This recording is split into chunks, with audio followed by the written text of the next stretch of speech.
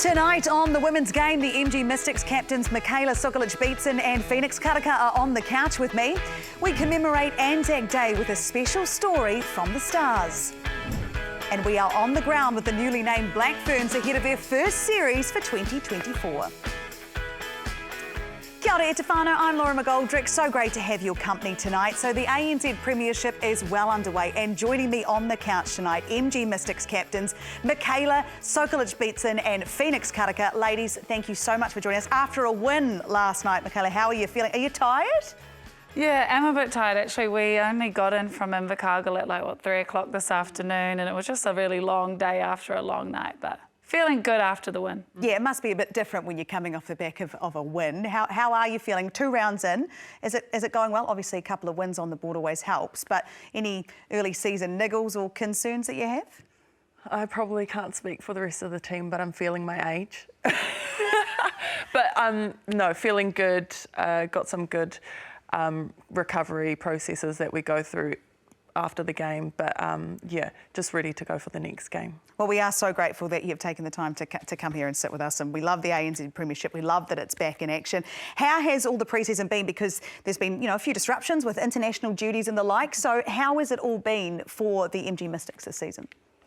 It actually has been really good. We're kind of lucky in a way to have a few girls go away with the Silver Ferns, so it meant that the rest of the team could train in positions they wouldn't necessarily always train in, and they were able to get a solid 4 weeks of training in while we were away. And when we came back, it was like we had to catch up because they had moved so far in that space of time, which was a nice feeling for us. Yeah, it must be good when you come back, you've got to do the catch-up. They are challenging you guys. Yeah, it's quite scary as well, I guess, in a safe space, I guess, because you're competing for a position every time, and when you're seeing that they're connections being made while you're away, it's a threatening kind of feeling.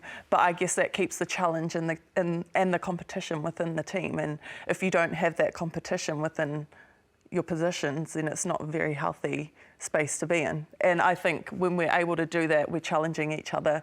That's why we're able to, I guess, get on court and perform the way that we have been over the past 2 games. Yeah, which has been really great stuff. They've been good wins as well. So when you, and I'm sure you guys, I know in fact they were actually sitting in the dressing room earlier watching themselves last night. I wasn't going to, but so how much of the games do you like to go back and watch before you get ready for the next round?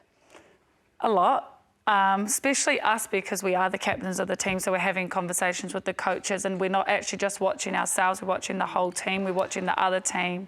So it's a massive part of what we do. So as co-captains, how much are you talking to each other during the match? All the time. I think also it's helpful being on the line with each other. When we've done something really good, we're able to high-five each other, get that touch and the connection. When there's something maybe not going so right, we're able to communicate that, and we're able to get the message down and through the court to whoever needs to hear the message. And I think we do that really well. Me and Mickey are very straight up with each other. We work really well together. We're very honest, but I think we also have that side where we know that we need to be a bit more compassionate with other players who maybe don't react very well to honest feedback, straight up the gut. Why are you looking at me in the eye when you say that like that? I handle criticism fine. No, but so going back to your point earlier about how it's great to have competition within the squad. When you have young women coming through who are at impressionable ages and that, they're just learning to find their feet, and you as the co-captains and the senior players in the team, how do you balance that out to make sure that they are being nurtured, but you're also teaching them and guiding them to make sure that they know that this competition within the team is actually really good for the team and the team how they go in the tournament? That is a question I ask myself after every single training, and it's probably the hardest part of my job as one of the leaders, and I probably put an unhealthy amount of time into that exact question. And the reality is, I've come to the conclusion we just be ourselves and we demand excellence every time we step out on that court, but then you also have to nurture the relationship. So checking in, hey, are you okay? Did you understand what I was saying? Was that too much for you today? Do you want to walk through that? Do you want me to clip that for you? And then just checking in on them as people off court, which Fee is really good at as well. Or Fee might come and say, that was a bit much, I think. Maybe just button off there. And then I'll say, okay, yeah, you're right. So we hold each other accountable to what we're saying, but then, yeah, also nurturing the relationship off court. So are you each other's person for that in the relationship where you go, hey, are you okay? You know, you've got bubs at home. Are you coping with the balance? Is everything okay? Is this how the relationship works as well? Yeah, I feel like it's just quite natural for us. But we've also got the likes of Peta Toiava, who is in our leadership group. So she's very much a feel person. So she can sense when something's going on. So she's normally the one who will check in and say, are you all right? What's happening? Do you need some help? Which is quite nice because we're such, like, I guess, the hard nuts of the team, it's always nice to have that person that's really just the caring side and just wants to make sure that we're okay. But then also Peta's got her feisty, fiery side that we love to see. Yeah, you need a little bit of that. I think that's important in a team, and I can see why you ladies are captain, absolutely. I'm going to get you to stay right there. Don't you go anywhere either, whānau, because when we come back after the break, we're going to look ahead to Anzac Day. We'll see you soon.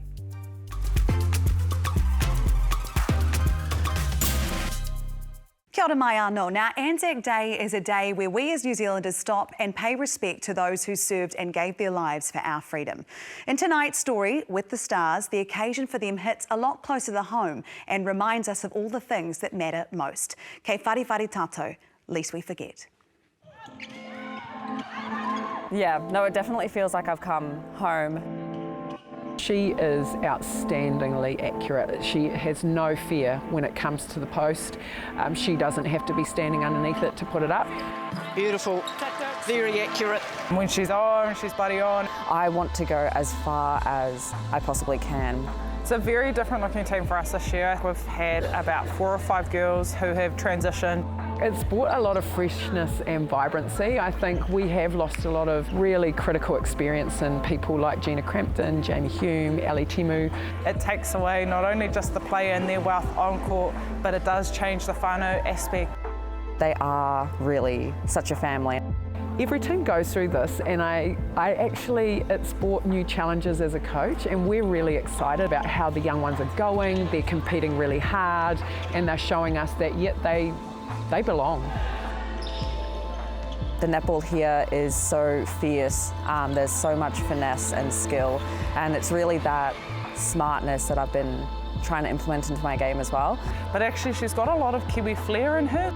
Coming over here, I was just looking for a cultural reset. She's a Cook Island Aussie. Her dad was raised in Auckland, so she's got a lot of whānau here. So for us, I think you're not just you come with your village and whoever the village is, and I think that's really important. Anzac Day, I love that we take a moment's silence, and it's very emotional. It always impacts people in different ways, just acknowledging how important it is in a rich New Zealand history. I think it's really important to keep in touch with the past.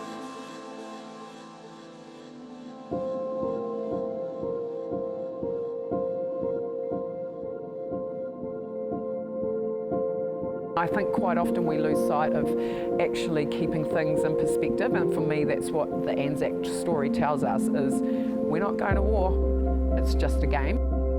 I think it really makes you see that netball is such a small piece of this world, and then you have different people with personal experiences.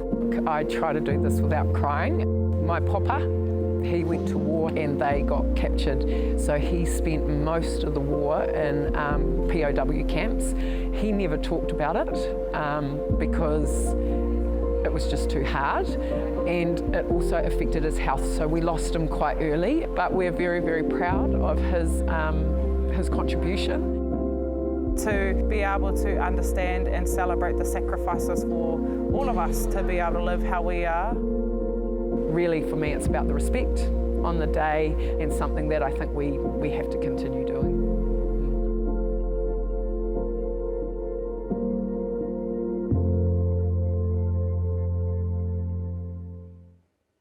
And you can catch that Anzac Day dawn service simulcast on Sky Open this Thursday from 5:40 a.m. And that was a really, really beautiful story. I loved that. When you watch something like that, it gives you all the feels, doesn't it? How do you feel watching that? Yeah, you could actually hear the emotion in Kitty's voice when she was speaking, and Maya as well. They're right, like we actually can't forget, and I think sport is a great way to commemorate Anzac Day. I really enjoyed how she said, you know, it also puts things into perspective, right? It is a game, and we're lucky that we're here and able to play it. So when you have moments like this where Anzac Day does force you to stop and reflect, is that good as a player and when you're in a team? Yeah, I think it's key because obviously your career in sport is very short. So it's really, I guess, recognising that you are very grateful for the opportunities that you get along the way, especially in sport. But also, I guess, the sacrifices not only did they make, but that you are making currently to be where you are in your position. So I think it's a great reminder.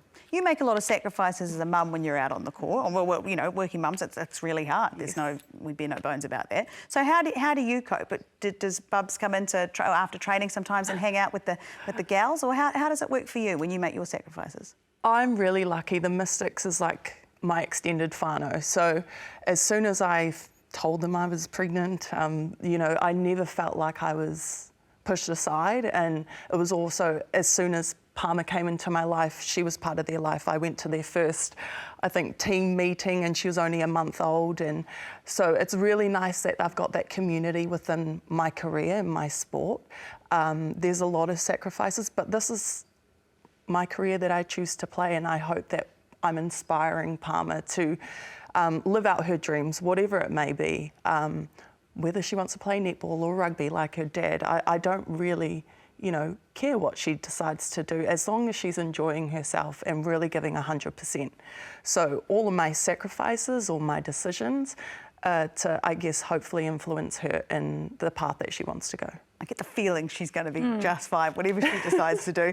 But netball, to me, actually, if I look at sports as a female growing up, netball was always seemed to be really good around Bubs and mums, because that's the fear, isn't it? You go out, you work really hard, you become this professional athlete, and then you also want to be a mum as well. And it's a hard one to navigate. But does it make you feel safe, netball, in that regard?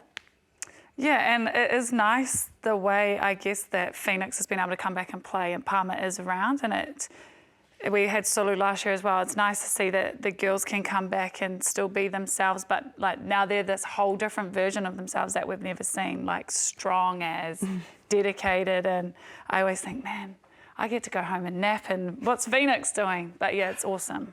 Yeah, I would love to nap. That would be so nice. But it is cool, isn't it? Imagine what that wee girl's going to go when she goes to school and talk about mum, and she goes to work and she meets all these brilliant women. It's a really good time actually to be a mum in a professional sport, it feels like. Yeah, Palmer's already, you know, whenever I go out the door, she's like, "Are you going to training, Mum?" And it's like, you know, it's not your normal conversation you would have with your kids. Like, "Are you going to work?" Or, but it's nice to be able to, I guess, finish a game and she's on the sideline and I'm able to have her on court with me, whether we've lost, whether we've had a really good win. It kind of just puts things into perspective of, you know, at the end of the day, I'm still a mum. That's my main job, and netball is, I guess, the added enjoyment factor in my life. So when I am thinking, oh my gosh, can this conditioning finish? The thought is always, you know, I'm lucky I get to go home to my baby, even though this is very hard and stressful. I want a cup of tea and a light. Yes, yeah. I guess it's, I enjoy it. I think I've been thriving as a mum and as an athlete.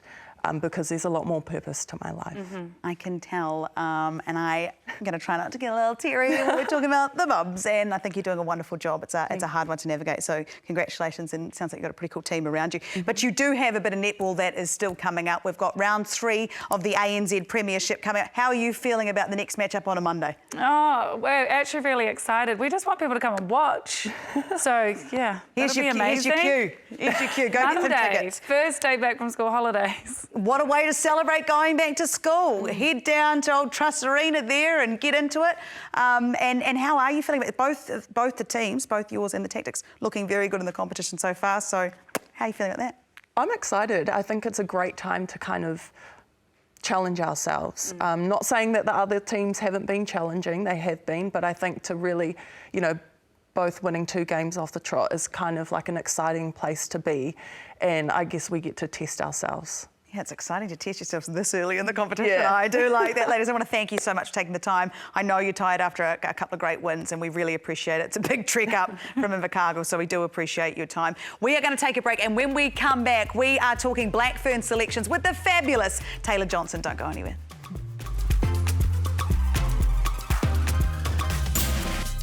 Welcome back to the Women's Game. So the Black Ferns squad set to tackle the next International Rugby Series has been named, and reporter Taylor Curtis caught up with some of the new talent itching to put on the black jersey.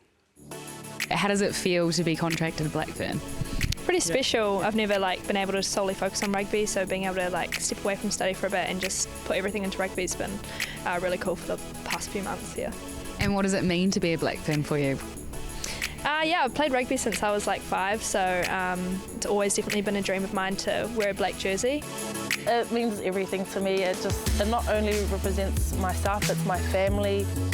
And also because I'm a diabetic, it represents a lot of opportunity for the younger girls where I live to see that there's someone living with diabetes, to show that you can do it and you can do whatever you want if you focus and look after your numbers.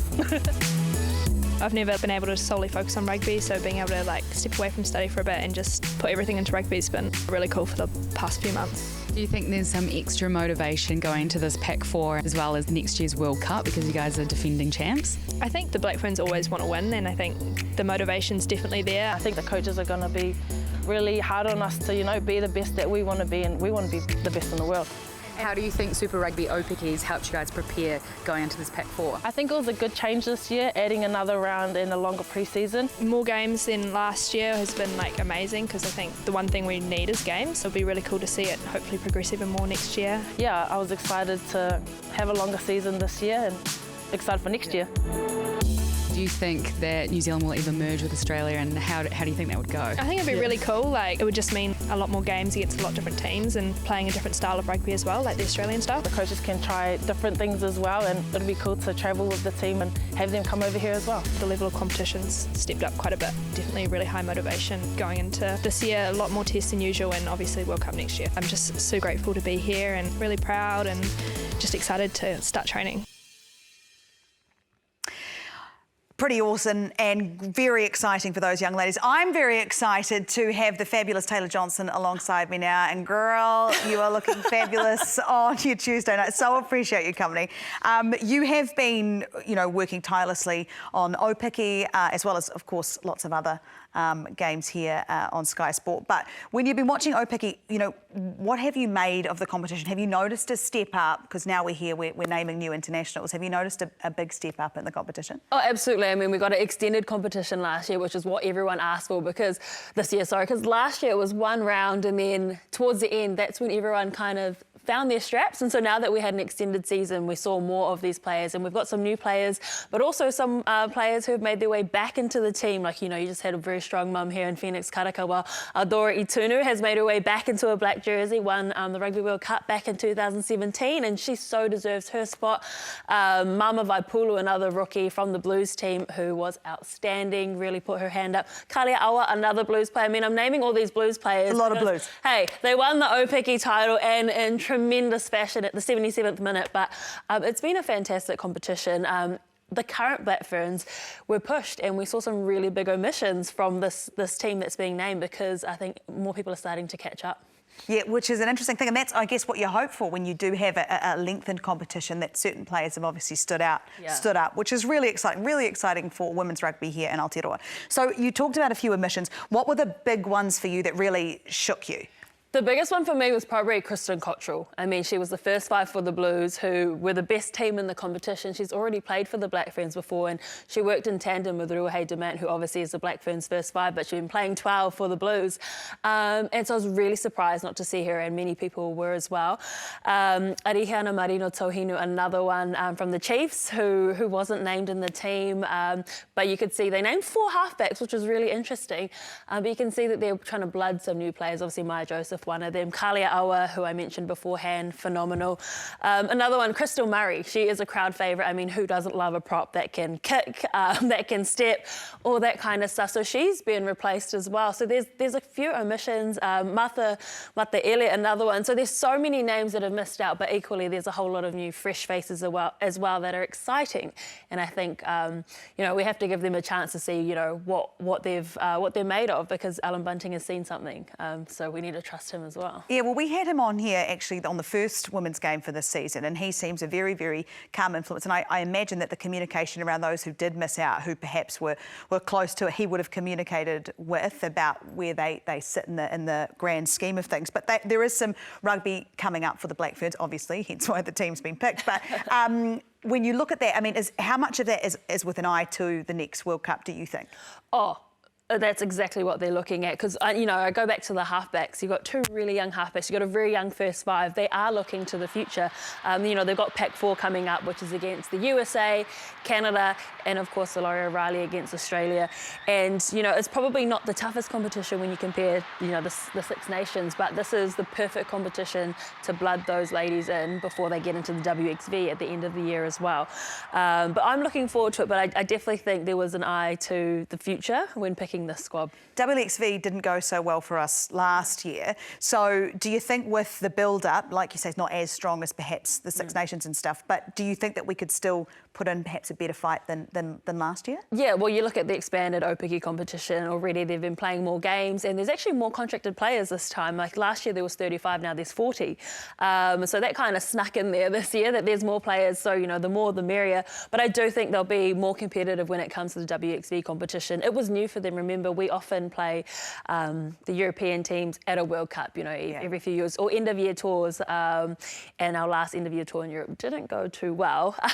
So I think, look, they'll be much more battle-hardened and ready for this one. And they would have been disappointed in themselves too after that WXV performance. So they'll be wanting revenge. Yes, they certainly will be. Right, let's take a look at the 2024 Pac 4 series. The Black Ferns take on USA. That's the 11th of May. That is in Hamilton, and then taking on Canada, and that is from Apollo Project Stadium in Christchurch. O'Reilly Cup for 2024, that's happening at North Harbour Stadium, and then over in Brisbane for the second matchup in that. And I think you're right. I think it could be a good time for them.